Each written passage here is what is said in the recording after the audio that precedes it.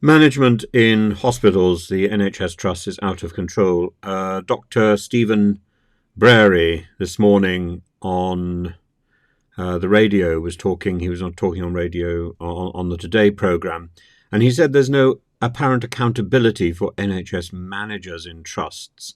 And this follows the Lucy Letby story and the sentence that she was given yesterday, and how the first 5 murders all happened between June and October 2015, and there were months of warnings, and the final 2 went on to happen in June 2016. And there may be other cases where she had attempted to interfere with the children. It is shocking. It is really shocking.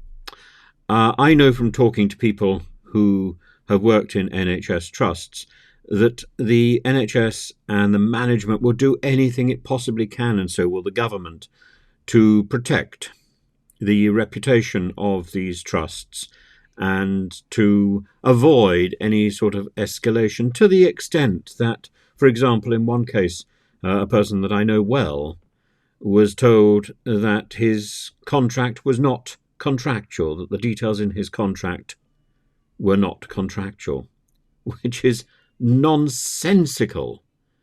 And he's still, years after the event, he's still not got proper justice because he can't take his case to court. And this again is absurd. His case went to court, and in the court case that he couldn't afford, so he wasn't properly represented, a senior manager appears to have lied with impunity. Evidence now supports the fact that she lied, or that manager lied, and yet nothing can be done. It is extraordinary that you call out for justice and our system blinks and shrugs.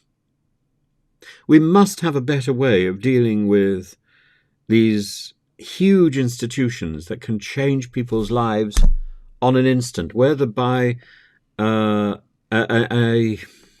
absurd effort to avoid taking responsibility. In this case, the person in question, I believe, had called out actions which were wrong and was then himself persecuted for that. This is what Dr.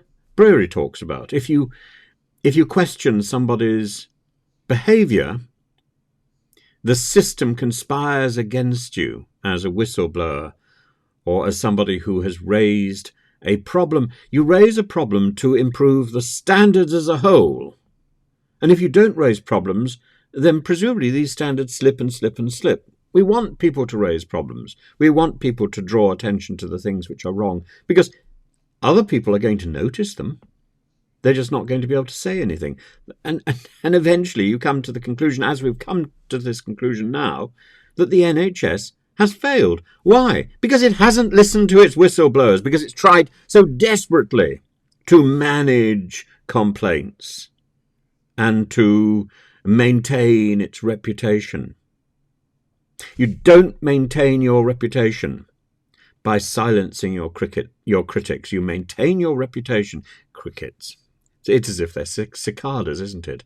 You don't maintain your reputation by silencing your critics. You maintain your reputation by listening to your critics and improving your performance. Enough.